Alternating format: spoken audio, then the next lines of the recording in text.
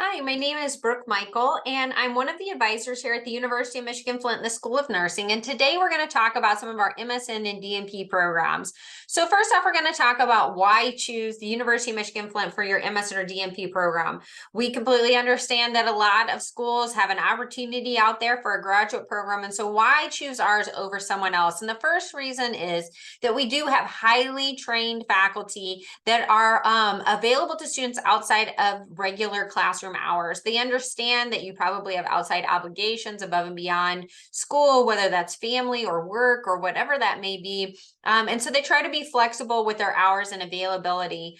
We do have research opportunities with our faculty. So a lot of times, a lot of our students even end up publishing with our faculty. We are widely respected and recognized for the quality of our graduates. And that's because you're going to come here, you're going to learn, you're going to improve your practice. This is not a diploma mill or somewhere where you can just buy your diploma. They know that when you have that University of Michigan name, you were well educated. And that goes with our accreditation. So that accreditation is kind of just like that stamp of approval, that seal of approval showing that we are a high quality program and we are accredited by the CCNE. It is a University of Michigan education and degree. I know that sometimes that word Flint throws students off. It is the same diploma, same by the same regents, whether you went to Ann Arbor, Dearborn, or Flint, and you have the same alumni benefits. And again, that University of Michigan name is going to carry with you across the United States. So, no matter where you go for a job, they know you're going to be a well-educated nurse. It's going to put your resume up at the top above others.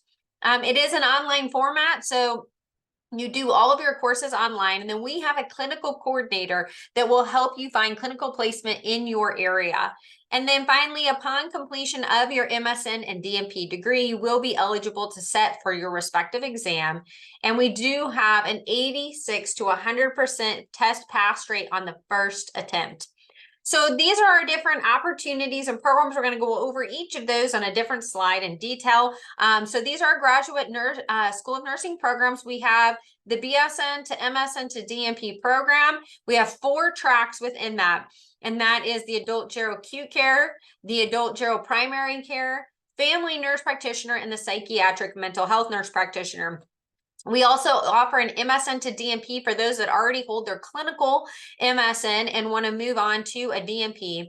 We also offer a dual DNP and MBA. So DNP stands for Doctorate of Nurse Practitioner, and an MBA is a Master's of Business Administration. So for those students that want to work in higher administration within a hospital, or maybe want to run or own your practice, this is a great opportunity for you to get both.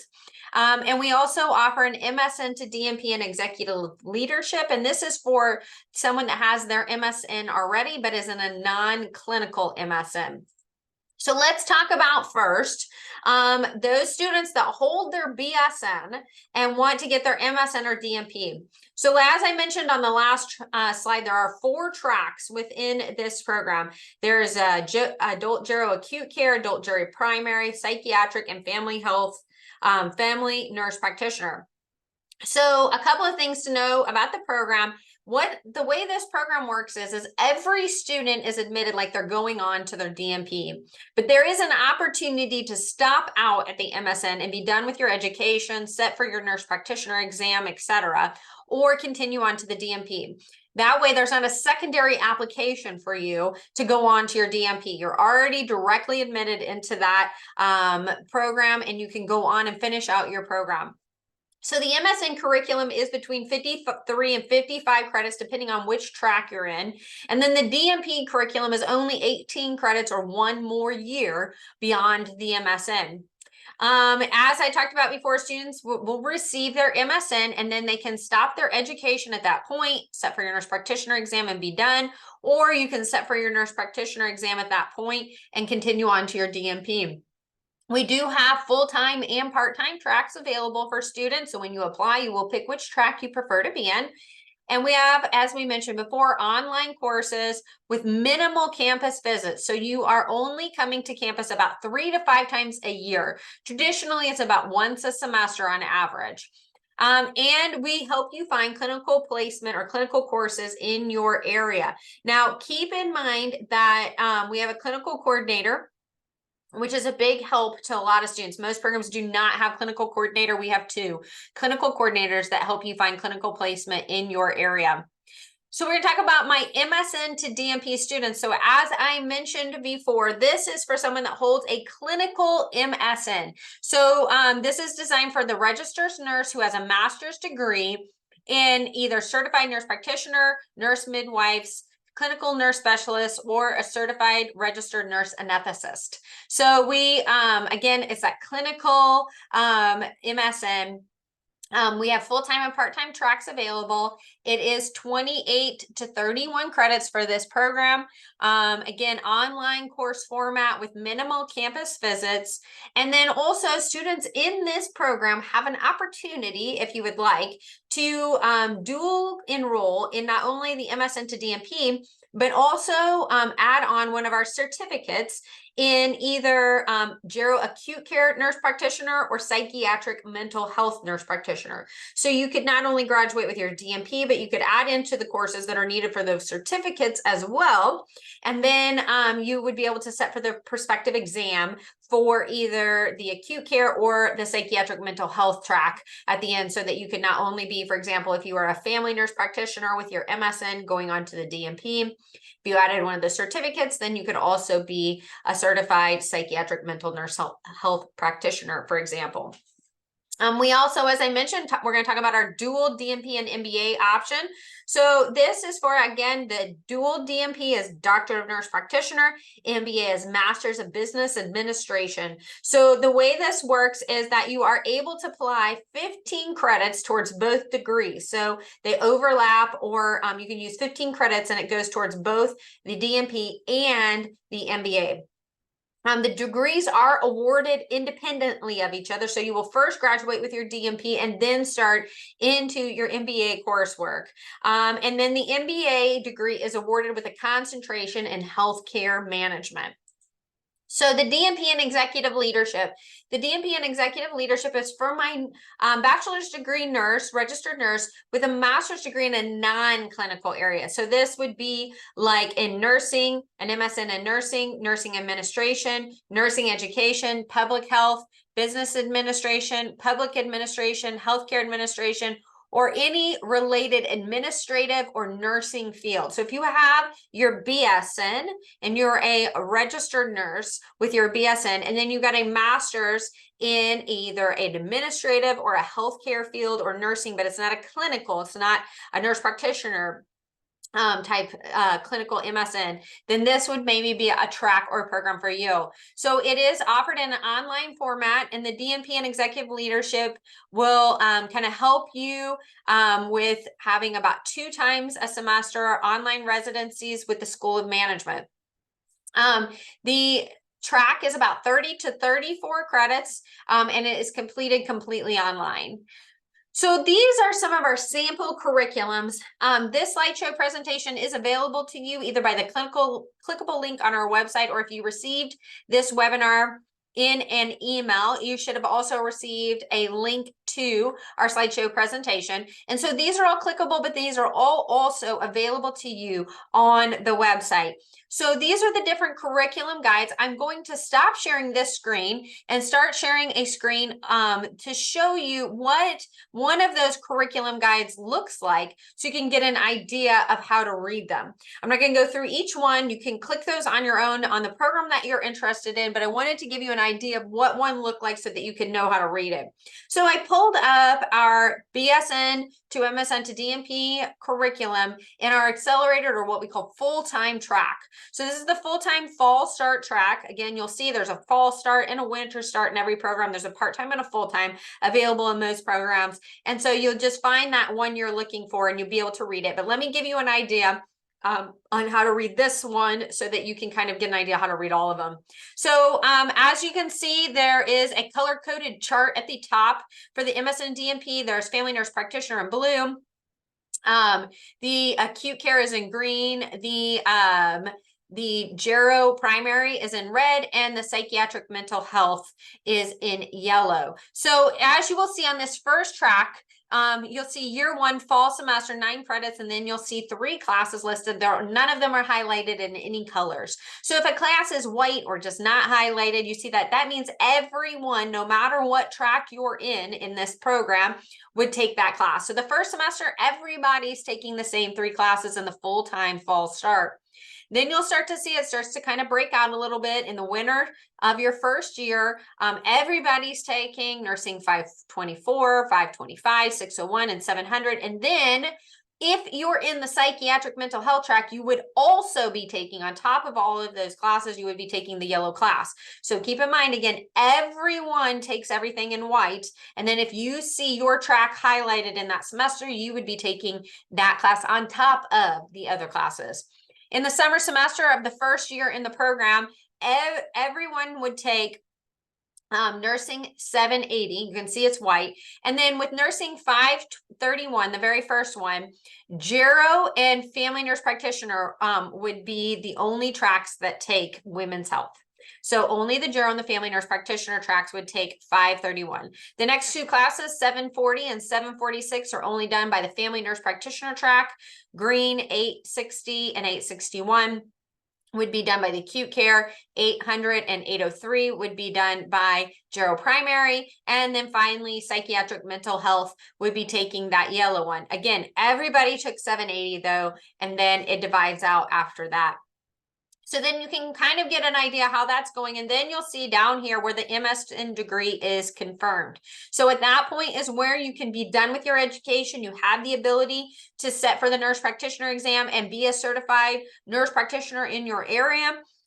You can be done with your education, or here are your 15 to 18 additional credits needed to be and to complete that DNP. So as you can see, it's only 1 more year after you complete your MSN.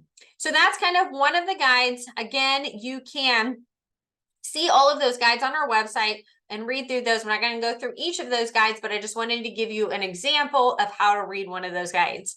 So the next thing we are going to talk about is common questions. So a lot of students want to know, how long does it take for that BSN to MSN to DNP program? So for a fall start, we're going to talk about fall start. Fall is our on cycle or our main start. Winter is our off cycle. So if you start in the winter, it doesn't speed up your graduation, but it does lighten the load in a few semesters. So you'll be able to see that when you compare back to back those different curriculum guides, right? So when you're looking at those curriculum guides online, then you'll be able to see the difference between a fall start and a winter start. But if you were a fall start in the BSN to MSN to DNP program, not the other tracks, just this track. So for the MSN, so where you can set for the nurse practitioner exam and kind of stop out with your education at that point. A part-time student is 2 years and 8 months. A full-time student is 1 year and 8 months. For the DNP, it's only 1 additional year beyond the MSN. So don't think it's a total of 3 years and 8 months, or don't think it's on top of that 2 years, 8 months. There's another 3 years and 8 months. No, it's total from the day you start into the BSN to MSN to DNP program. From the day you start to the day you graduate is a total of 3 years and 8 months for a part-time student and 2 years, 8 months for a full-time student. So as you can see, just 1 more year beyond your MSN and you would have your DNP or doctorate of nurse practitioner. Can I work full-time? So once you start into the graduate curriculum, that MSN and DNP curriculum, it definitely depends on if you're a full-time or part-time student. If you're going full-time, you're going to look at those curriculum guides, and behind each curriculum guide, when the course is called practicum, that's like a clinical course, you'll see how many clinical hours are in that particular semester. And you will notice that the amount of hours that are needed in a lot of the semesters for the full-time students, there's just not enough hours in the week to do the clinicals that you need to in that semester and work full-time.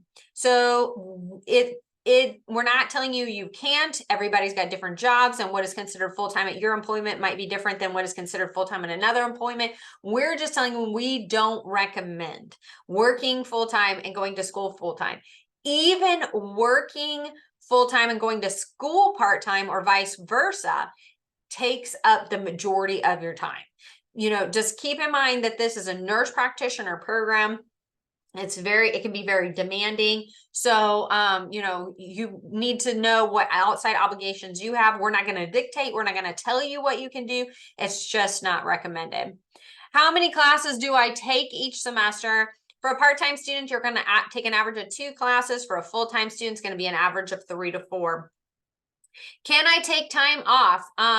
It is not suggested once you start the curriculum, and here is why. So this is a cohorted program, meaning the curriculum is built upon itself. You can't just skip a semester's worth of class and go to the next semester's worth of class. You must complete them in the order that they're listed. So some of these classes are only offered 1 time a year. So if you take time off, you could delay your graduation up to a year. So yes, you can take time off if you really need to, but you need to talk to your advisor and talk about which semester you're in, when are those classes going to be offered again, and kind of discuss and see, you know, sometimes life emergencies come up and there's just no option. You have to take time off. But sometimes you're like, you know, I think I need a break or something like that. Maybe you need to talk to your advisor first to see how much is going to delay your graduation. And maybe there's a different semester in which you could take time off and it wouldn't delay it as much.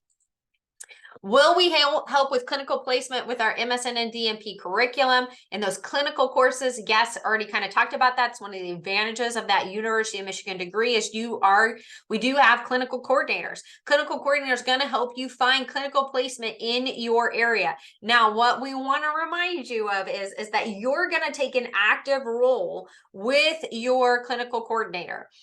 So what we always recommend is start asking around, start asking people that you know that maybe could be a preceptor for you in the in your area. Because here's the thing, you know your area better than we do. So you know the hospitals that are better, the people that are better to work under, people that are going to have the hours that are going to work with your life, things like that. And maybe it's even where you would love to work, and so working there and doing clinical hours there would show future employers that, you know, you could be a great future asset to them. So that's what we always suggest, because it's always going to go better. But if you just can't find one, you've asked around and nobody is able to be a preceptor for you, no worries. We will help you find clinical placement in your area. Now, your clinical coordinator is going to ask you to take an active role in this, though. They may ask you to send an email, get a paper signed, or make a phone call. So, you know, and there are some forms that you may need to help fill out. So just keep that in mind.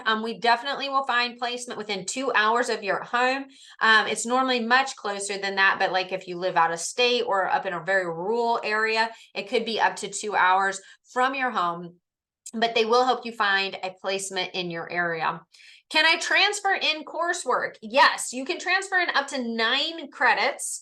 And that's with the BSN to DNP track, 6 credits in the MSN and DNP track, and 9 credits in the BSN to DNP track. So yes, you can transfer in credits.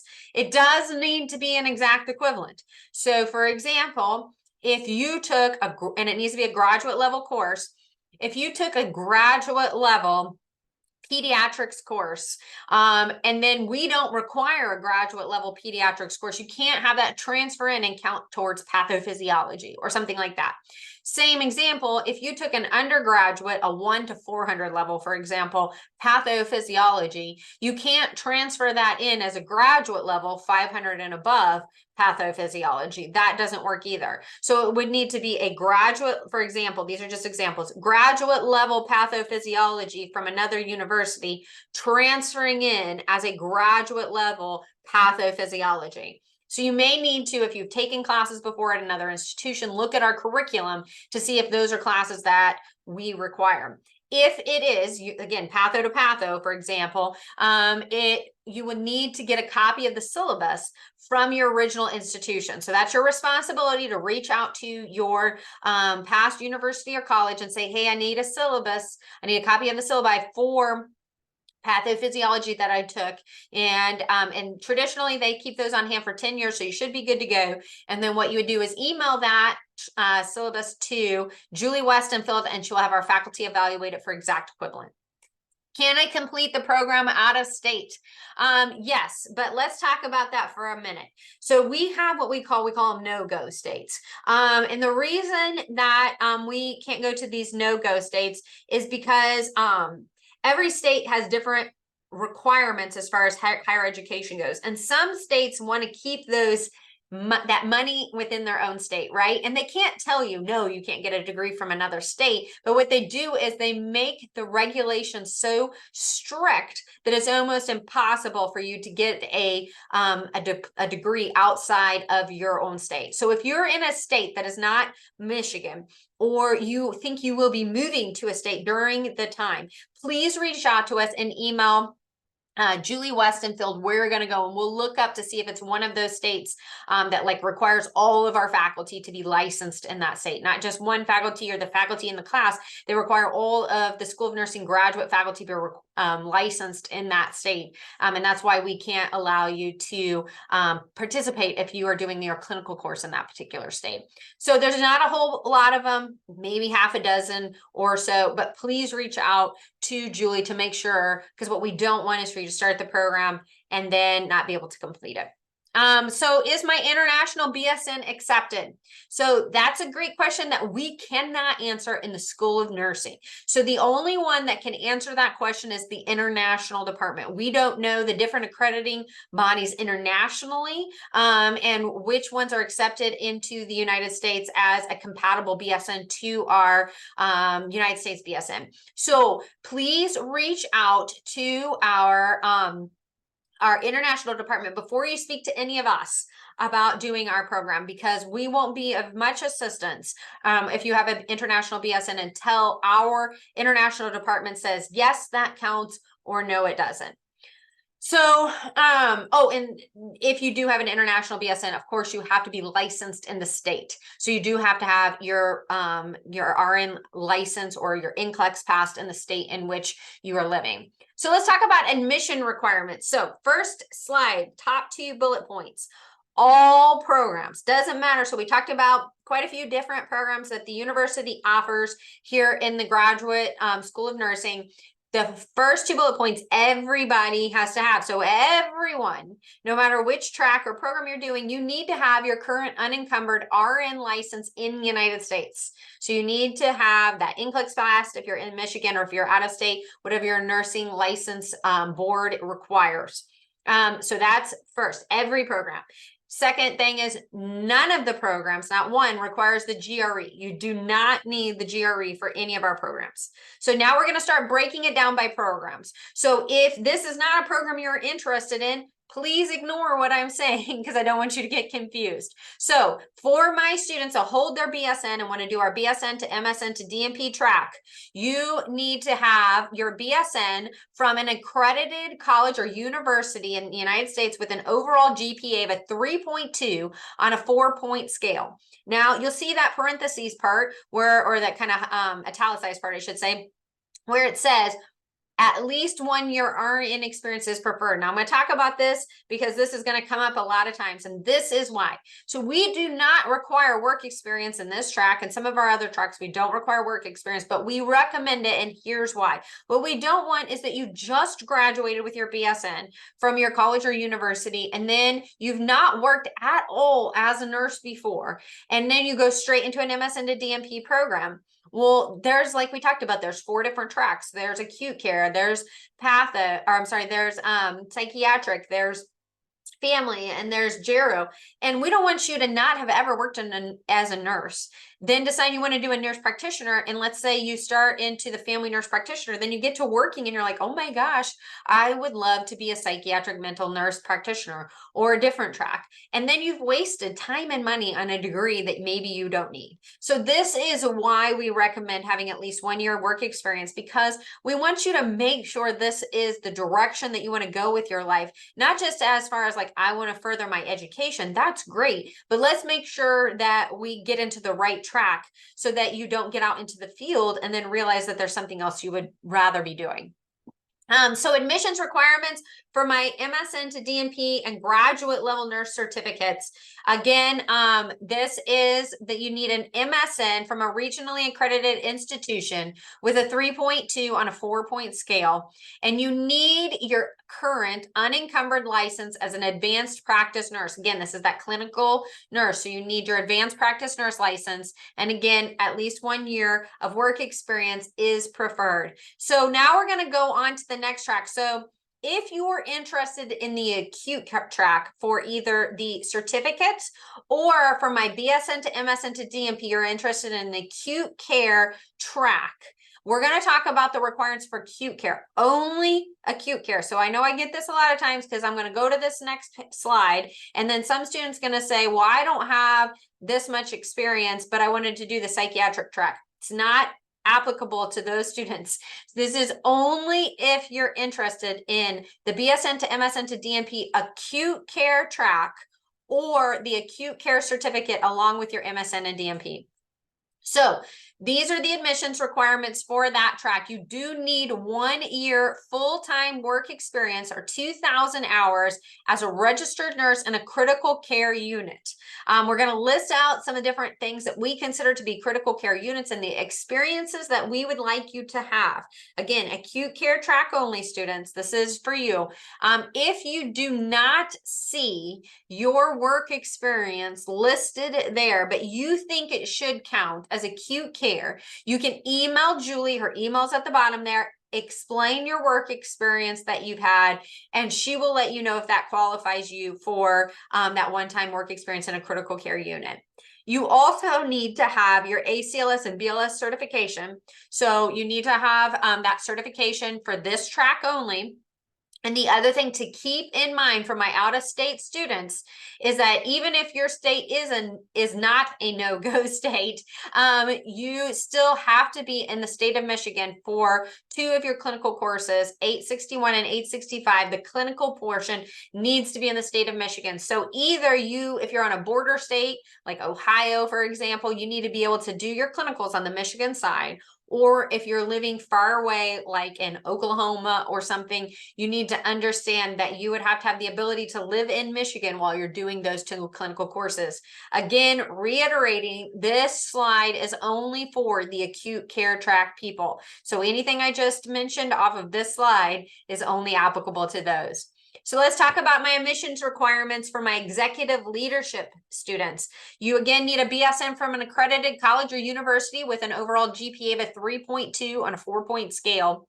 You do need your current unencumbered RN license in the United States, and you need your master's degree to be on a 3.2 and a 4-point scale. We already talked about basically any area in administration or healthcare will work. And so you do also need, so here's the other one, you need to have 24 months of current mid-level administrative or higher position experience. We kind of give some examples there: nurse management, supervisor, etc.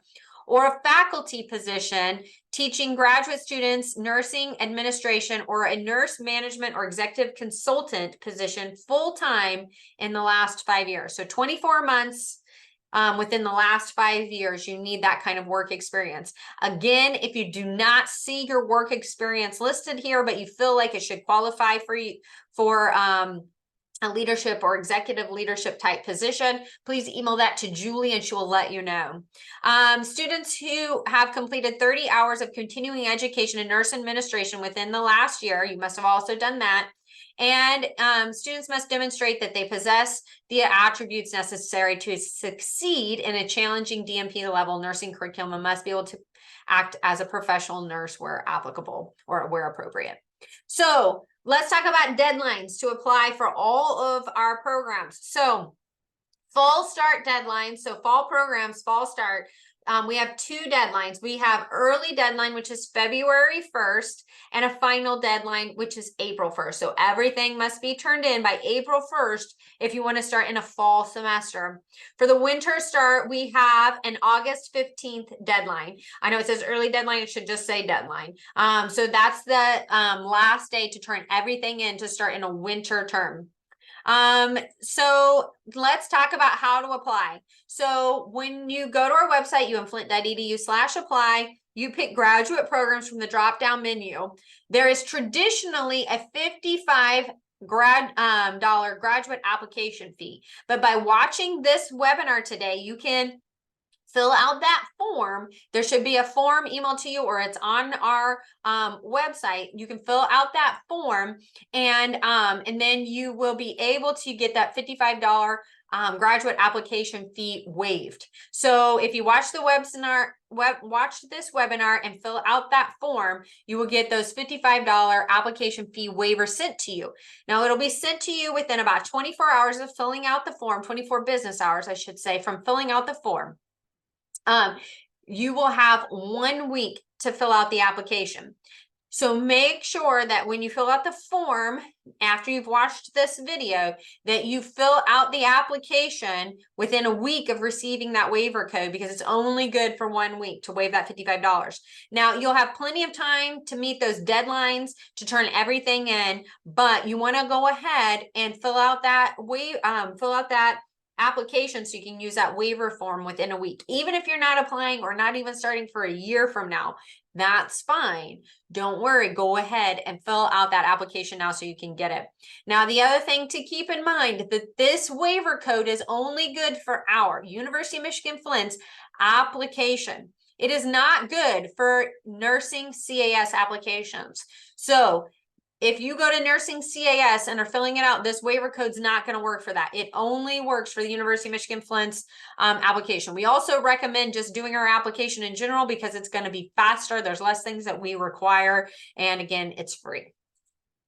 So let's talk about what else you need to turn in. So everybody needs to fill out that application. You pick your program from the drop-down menu, get that done from a week from getting that waiver code. But let's talk about what else you need to turn in by those deadlines. So those deadlines we talked about on the last couple of screens. So if you are a BSN to MSN to DNP student, these are all the things that you need to turn in. Now, I'm not going to read all of them to you because you all are perfectly capable of reading, but what you need to do is, again, the slideshow is available to you. This information is on the website, and when you apply, it will also give you like a checklist so you can see what's been turned in, and graduate programs will email you and let you know if you're missing things off of your application. So there are two things, though, I do want to point out that help with students in the application process. So first off, you need a professional goal statement. You'll see that at the bottom there. It's about the third from the bottom.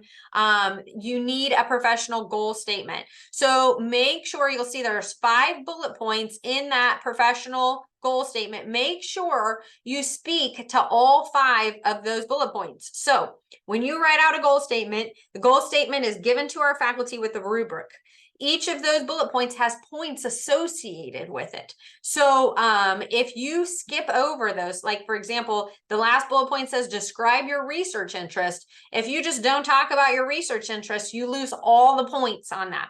So don't just turn in a generic goal statement that you have written and turned into another university. Make sure that your goal statement is speaking to all of these.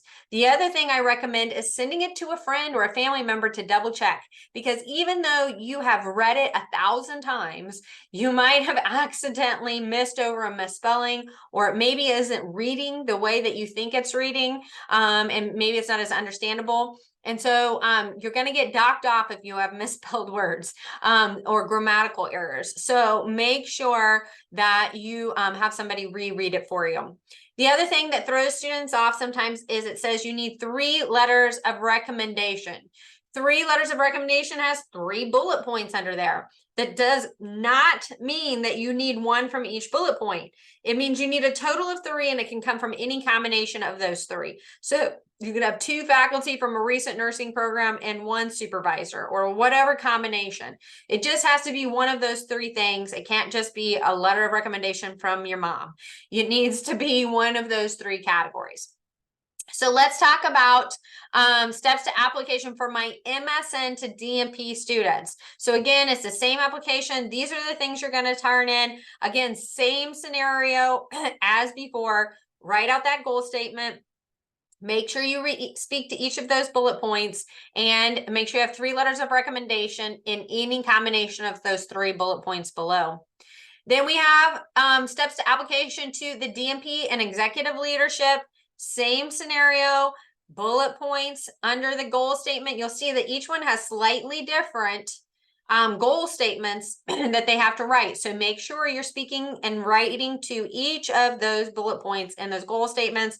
Same scenario before. you need to make sure you have 3 letters of recommendation.